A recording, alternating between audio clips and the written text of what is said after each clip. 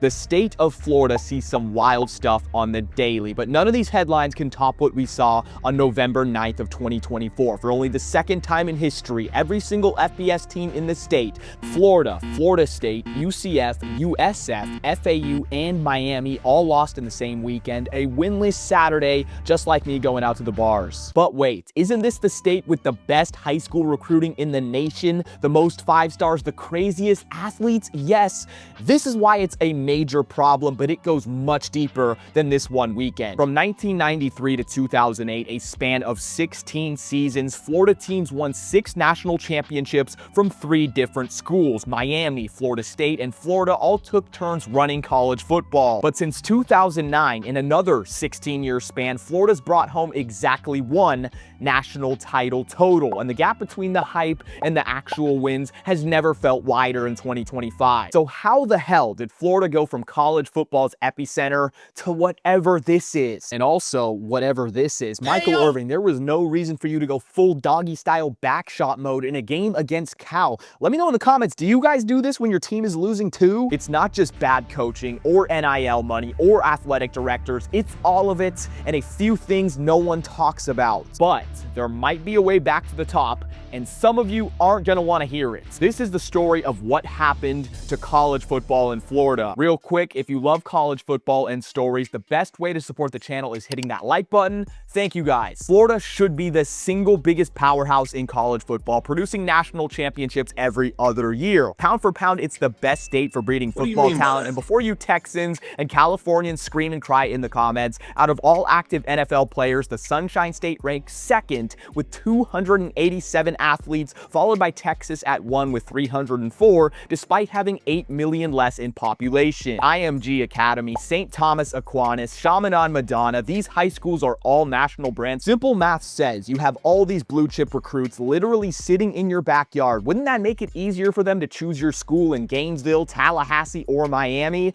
Yes, that used to be the case. In 2002, 9 of the top 10 best high school recruits in the state all stayed home to play for either Miami, UF, or FSU. One of those guys was Devin Hester. In 2025, only 4 of the top 10 guys are staying in the state, only represented by the Gators. What? And although the 2026 cycle is far from finished, only 1 player in the top 10 is currently committed to a Florida school. This has been getting worse annually for a long time. The question is why? And again, just pointing at a record or a single coach isn't enough. But before we talk about why it all fell apart, you have to remember just how unstoppable Florida football used to be. It all kicked off in the 80s because that's when the Miami Hurricanes became the brand that all the old heads still tell stories about today. In 1983, Howard Schnellenberger took Miami to their first national title, and then the floodgates opened. By the end of the decade, they'd stack titles in 83, 87, and 89. Then the 90s hit, and Florida State wanted to get sexy as well. They could compete with the Canes. Bobby Bowden turned the Noles into a machine. From 1987 to 2000, Florida State finished in the top 5 every single year. Think about that, 13 seasons in a row. They grabbed the national title in 1993 behind Heisman winner Charlie Ward, and again in 1999 with a 27-year-old quarterback. And you guys hate on Cam Rising. Come on. Meanwhile, in Gainesville, Steve Spurrier was cooking up something completely different. The fun and gun play style. The Gators were dropping 50 points a game while coach was tossing out one-liners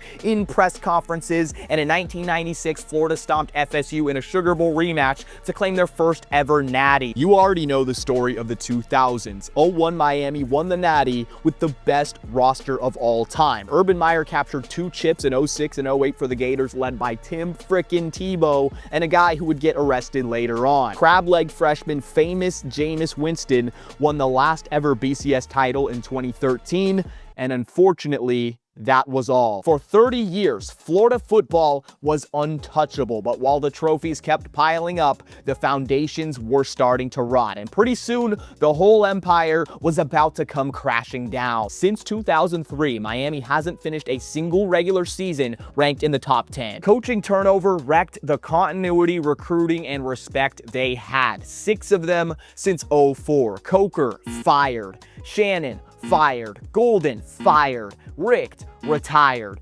Diaz, fired. And don't forget the scandal that caused the Canes to self-impose bowl bans in the 2011 and 2012 seasons, plus loss of scholarships and official visits from 2014 through 2016. There was no reason to take this program seriously anymore, and that's exactly what the South Florida talent pipeline thought too, fleeing to Bama's, Clemson's, LSU's, and the Ohio States of the world, which still holds true today. Plus, compared to SEC competition, Miami's just a private school with limited money. Yes, they've got big donors and ambitions, but not the SEC's budget. Their athletic department has lagged in the 2010s and beyond, and Kirk Herbstreit said it best, quote, "Miami's leaders haven't been rowing in the same direction in decades." Then there's the sad story of the Florida Gators, who didn't have a dramatic fall like the Canes, still finishing many seasons in the 2010s relevant and ranked. Matter of fact, 3 different Gator head coaches in the 2010s had a 10-win season under their belt, but they could never sustain success. It was all under the hood. Florida fell behind in facilities, allowing the top-tier talent to be poached by their SEC counterparts. The Gators didn't finish an indoor practice facility until 2015, which was 20 years after Alabama and LSU.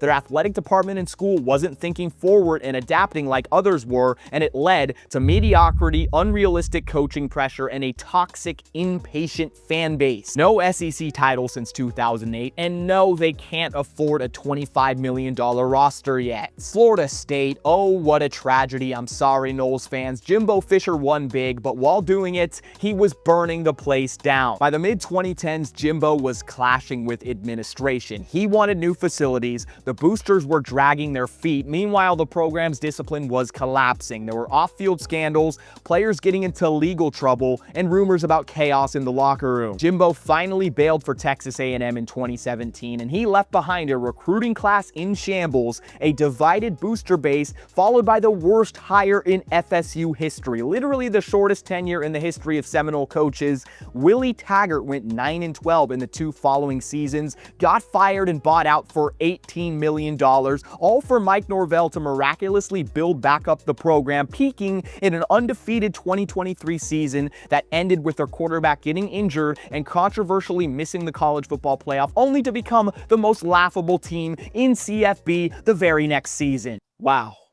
That was a lot. Even the smaller Florida schools changed the game. UCF rose from Division III to Big 12 and claimed a natty in 2017. USF peaked at number 2 in 2007. FAU had some good seasons with Lane Kiffin.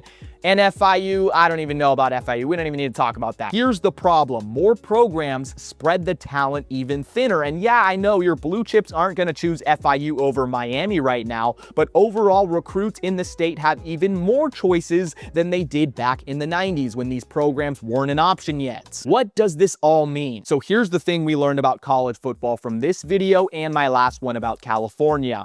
Bad things happen when you're good and get complacent. Logos and branding used to be enough to keep the 5 stars home. Now it's about who's willing to drop $30 million on a roster every year and who's willing to go all in. This was all just horrible timing for the state of Florida. They had scandals, bad hires, and poor administrative direction during the most pivotal era of change the sport has ever seen. Programs up north, in Texas, down south, have all taken over. And in today's landscape, it's much harder to get the throne back than it was to claim the throne 30 years ago. Yes, Florida has a chance to become great again, but here is the question. Are the fans and boosters willing to pay the talent tax it takes to compete? And are they willing to rebuild the culture, invest into facilities, and also stay patient through the process? Recruits don't care about staying close to home anymore. If you're not paying and you're not adapting, you're getting left behind. So let me know in the comments, what do you guys think is next for the Sunshine State? And make sure to subscribe if you stayed this far so you never miss out on another banger.